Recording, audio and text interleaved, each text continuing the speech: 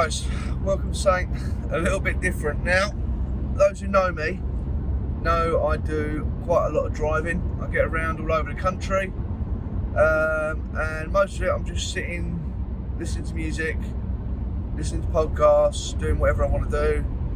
But honestly, being me, wanting to be productive all the time and do stuff, I thought maybe I should utilise this time a little bit more and start filming a podcast.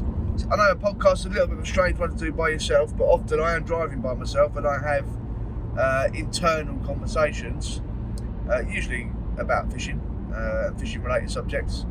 So I figured why not just vocalise them, have a little chat with myself out loud, get it on camera, see what you guys think. It might not work, it might be a terrible idea, you might all hate it, but it gives me something to do while I'm driving. And honestly, the way my brain works, I always like to have something to do, and it means I can get some content out to you guys a bit more regularly on the channel. And yeah, when I haven't got time to go fishing, like at the moment I'm so busy, I haven't got time to go fishing or filming. This just gives me something to do, something to throw out to you guys. It's quite easy for me to edit, just because it's just one shot. I don't think they're going to be very long, but we'll see where we go with it. I haven't really even thought about a subject for this. I'm just sort of going to chat and see what comes out. I think I'm actually on my way now to film the other podcast I do with Andy Page. So that'll be on his channel, which is Fenland Fishing TV. So I'll link that in the description, and go and check that out. That's called the Lure Fishing Podcast. We chat purely lure fishing, or at least we try to, and that's been good. We try to release one of those a week. So obviously that isn't always the case, but we do our best to do that. So head over, have a watch of them, see what you think. Also watch Andy's other videos, because he's posted very regularly to that channel with his own videos. So go ahead and head over, have a look, see what you think. Yeah, I don't know, maybe I'll just chat about what's happening this week, what I've been doing, what my life sort of involves. It gives you a bit of insight as to what I do.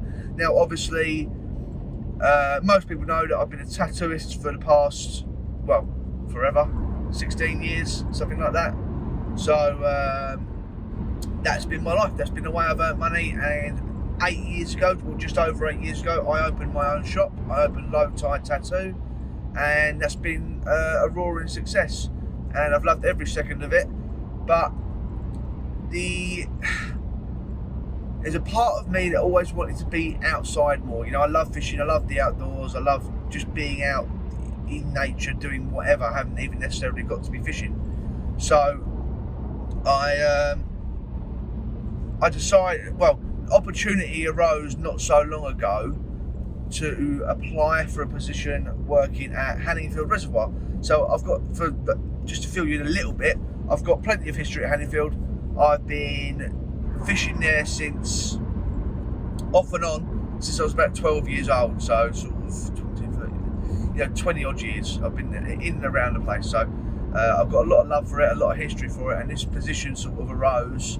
And to be honest, I just sort of figured I'd throw my name in the hat. I never really considered it as a reality, but you know, after going through the interview process and talking to the guys there, and the management and everyone who works there, I got offered the position. And then I had to sort of balance out what I laid importance with. So did I lay importance with earning money and earning more money by tattooing, which is the reality of it? Tattooing earns me more money than anything else.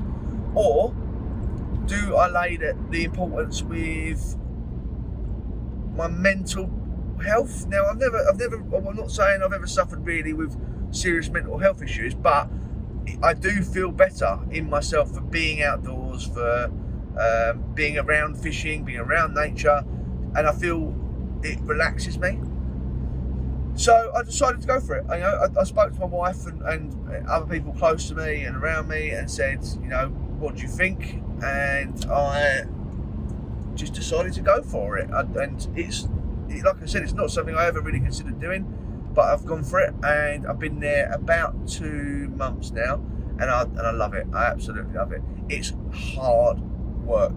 Anyone who fishes these big reservoirs, be it the angling water ones or the the ones that we run in Northumbrian water and Essex and Suffolk water, they're long days. They're really, really long days, and I'm not complaining because I love it and I do love it, but it is a long day. We're doing this time of year. The range is doing sort of 12, 13-hour days sometimes, and it's graft. You are doing a lot of manual work. There's a lot of heavy lifting, not literally heavy lifting, but actually putting in work. And I come home at the end of the day and I'm absolutely shattered.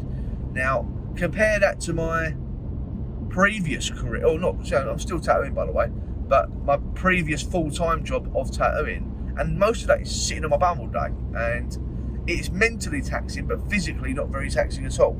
So it was a massive culture shock to me initially, and don't get me wrong, I've worked other jobs where I've had to do lots of manual labour and be really super tired at the end of the day, but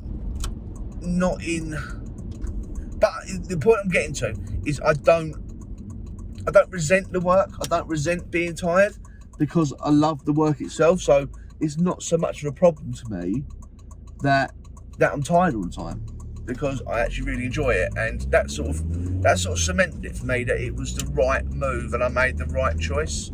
So I can't remember where I was going with this now. So that's what I've been doing this week. I've been at work at Hanningfield this week. We had a fish stocking. So for those who don't know, Hanningfield is a trout fishery primarily. 99% of the fishing there is trout. There are other species, just perch, just pike, there's roach, there's carp, not many of any of them, but primarily trout.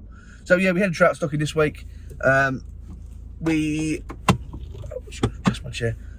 opted to stock the fish round on the dam wall. So this is the furthest point away from where we're stationed in the lodge as rangers. So not that we have many issues, but because where you put those fish in, they become incredibly easy to catch. Now, there is always going to be people who try and take more than what they've paid for. So the average person pays for an 8-fish ticket at Hanningfield. So that means once you've caught your 8 fish, you must then stop fishing or buy another ticket. Being on the other side of the wall, people do try and get away with things. So we was having to station ourselves over there and keep an eye on things and make sure everyone was doing what it was meant to be doing. And to be totally fair, everyone was. Everyone was doing exactly what they was meant to be doing. A lot of people caught their 8 fish incredibly quickly, as you can imagine. Fresh stocked fish are very easy to catch. Now, is it fun for me to go and catch a load of fresh stockies? No, not really. I can't really see much interest in it, but for a lot of people, the end product of the fish to eat is more important than the actual catching of the fish. Now, well, I think I just discovered that there's a time limit from my filming and the camera cuts off and I have to restart it, so I'm going to have to stitch those two together. Yeah, so where was I? Yeah, I hear it very often, especially from the older generation, and probably, if I'm being deadly honest, from fly anglers, that there's a lot of judgment towards people and catching fresh stockies and just wanting to catch their 8 fish as quickly as possible and not enjoying the fishing side of it. Now, I get it. I'm not, I'm being realistic here. I understand that it's not very sporting. I understand that it's not really entertaining for most people. But these people have paid for an 8-fish ticket, and it's within their rights to catch those 8 fish. And as long as they do it within the rules of the fishery, and for us, we are in any method fishery, so they can fish fly, they can fish lure, they can fish bait. As long as they stick to the rules and they stop fishing once they've got that 8 fish, I can't see the issue. These people want to eat fish, they want to eat this trout, and they want to catch those 8 trout as quickly as they possibly can. And is it for me to judge them? No, I don't think so. I just sort of think, as long as you're playing by the rules and doing what you're meant to be doing, crack on, and they're being polite and clean and not leaving litter everywhere. So that was that day. We had that stocking. What else have I been doing this week? Actually, the day before that, I had driven up to... So, like I'm not busy enough with the tattooing and with the working as a ranger at Hanningfield, I also run Hook Me Up lure boxes. So for those of you who don't know, basically it's a monthly subscription box where you get a little package full of lures and lure fishing related items every month. The contents depends on the value of the box. So we do tiers. There's bronze, there's silver, there's gold, there's diamond, and then there's other types of boxes. So we have species boxes where you can order a pike box, a trout box, a perch box, bass, whichever you want. And then there is other ones like there's brand boxes. So you've got maybe a Z-Man box or a Guggen Baits box or a Fox Rage box, that sort of thing. So Monday I had to go and do the packing of the monthly subscriptions. So how it works is everyone who places an order for a monthly subscription box, there's a cut-off date each month. So the cut-off date every month is the 19th. Any orders placed before the 19th get shipped with that month's batch. Any orders placed after the 19th, so 20th up to the 18th, or on the 19th next month, gets posted with the next month's round of orders. So I had to go and do that, and what I do, I work, Hook Me Up works in partnership with Predator Tackle. Most of you, no doubt, would have heard of them. Probably the biggest online lure retailer in the UK, or solely lure fishing retailer. I don't know if that's an actual fact, but I just assume so because it's so massive now. So I went up there Monday, done a load of boxes up. Took me way longer than I expected it to be. It's a long drive from me. I drive from Essex up to Lincolnshire to do it now, because Predator Tackle has moved. They used to be about 40 minutes from me, but they're not anymore. They're up in Lincolnshire. So I had to do that on Monday. So people, as we talk now, it's Thursday, so everybody should have received their boxes for the month. So that was that. Then yesterday I was back at Hanningfield, so yesterday was Wednesday, and I'm working on there's a few things working on. A couple of things I can't talk about because it's top secret and we'll get to them eventually. But one thing I'm working on, which will definitely happen in some sort of iteration, we're going to be running a Hanningfield Trout Lure Open. So it'll be a lure fishing competition, so lures only. And quite often with these competitions that run on these big reservoirs, they're run by external clubs or external bodies and things like that. But this is going to be run by us. This is going to be a Hanningfield lure competition. Now, it's not going to be mega expensive to enter. I can't confirm it definitely at the moment, but I think we're looking at around £80 a person to enter. The prize fund is, as we're looking at, is going to be absolutely massive. So there's going to be a lot of cash to be won. Potentially got a couple of sponsors lined up in regards to prizes. What we're going to be, it's going to be essentially, and none of this is concrete, so this is all due to change maybe. We're going to be running, it's been an 8 bag limit. So once you'll be catch and keep essentially, so no catch and release. So because we could go into this conversation another time, but the idea of catch and release for trout is a bit of a hairy one. They don't always survive. So I sort of, anyway, for the purpose of this competition, it's going to be catch and keep. And the overall winner will be the person with the heaviest 8 fish bag. So the total combined weight of the 8 fish that they've caught. Then there'll be sub prizes. So there'll be a prize for the single heaviest fish. There'll also be a prize for the single smallest fish, because what that does, it gives people an incentive not to try and sneakily put the smaller fish back and then, wait until they've caught bigger ones. So that way, by giving the prize for smaller fish, it gives people an opportunity to, gives people the incentive to keep those smaller ones that they would usually throw back, or maybe not throw back, but puts them off the idea of cheating, because it's cheating, it's breaking the rules. So that's what it is. And then there'll be sort of bonus, like weight bonuses added for, like a bit of time bonus. If you weigh in your 8 fish before a certain time, you maybe get an extra kilo added to your weight. Or if you catch your 8 fish, you'll probably get a weight bonus as well.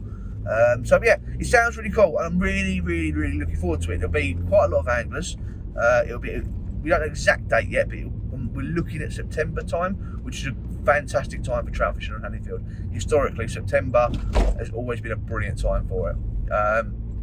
Yeah, so that's that. What was I going with that? I forget what I was going with that. So yeah, so that was most of my day yesterday. I mowed some grass, which is not the glamorous part of the job, but it's part of it. I spent about 4 hours mowing grass yesterday.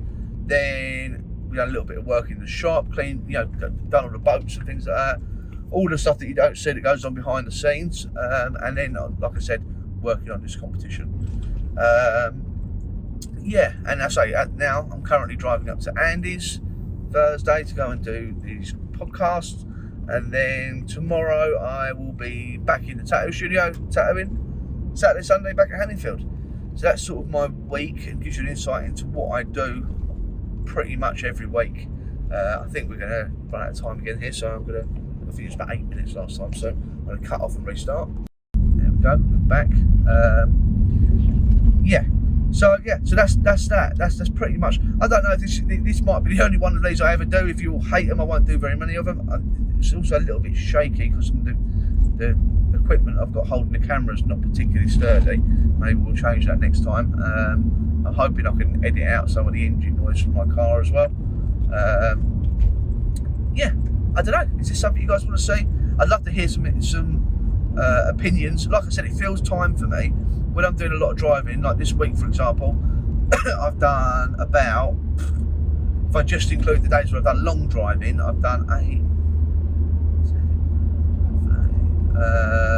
probably close to 15 hours driving this week, just driving to and from places. Now I know for some people who do driving as a job, that's not a hell of a lot, but for me it's not actually part of the job, just getting to the destinations. But doing this makes it productive for me, and for my brain and the way my brain works and has to constantly be active, this is great for me because it means I'm doing something. It means I'm doing something productive and not just wasting time as I'm driving. Even guys, let me know what you want to see, what you want to hear about in future episodes of this. I don't even know what I'm going to call this. It's not really. It's sort of a podcast, but it's just me talking at a camera, which I don't know if you can really class this as a podcast, especially being on your own. I don't know if podcasts work like that, but and to be honest, I've amazed myself. I've talked to the camera with no response for as long as I have, but I guess that goes to show how my brain works and how I just spill out verbal diarrhea quite readily.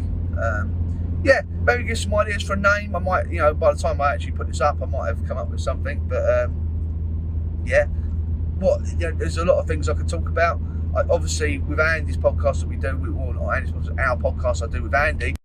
Okay, I cut out again now. I've got no idea why I did that time, so I've also got to get this technology down for the future. So there'll be a few cuts and chops in this, but it's raw. It is what it is. It's just me talking. What was I saying? So yeah, the podcast I do with Andy is called the Lure Fishing Podcast. So we're pretty limited on our range of what we talk about. It's pretty much just specifically about lure fishing. But I do a little bit of everything. I do lure fishing a lot, but I do bait fishing. I do sea fishing. I do fly fishing. I do pretty much everything you can think of. Carp fishing. So I can talk a little bit about everything. At the moment, a lot of my fishing is around work, so it's nights, and I'm doing nights for eels. I've caught a couple. Well, I caught a nice one a couple of weeks ago, a 5-pound 8, and 2 weeks previous to that, I was actually guiding a gentleman on his first ever eel fishing experience, and he caught an 8-pound 1 out, 8-pound 1, I think it was, which is just a ridiculous eel. It's a huge eel. So yeah, so that was what happened a couple of weeks ago. Yeah, I think that's about it. I don't want to go on too long with this because I don't want to expand on things that I could perhaps go into real detail with in future episodes of this. So I think I'm going to round it off there, call it a day. If you've sat through me rambling in a car for 20 minutes, well done, and thank you. I don't know if it's something people want to see. If you do, leave us a comment, drop us a message on any of my social medias. I'm trying to, like I said, I'm trying to revive this YouTube channel a little bit. but the actual filming side of it at the moment is quite difficult, being that I'm very, very busy all the time. So this sort of thing I can do, and I can do it really regularly. So hopefully you like it. Hope I'll do more. Yeah, that's it. Thanks for watching. Follow me on social media, The Illustrated Angler.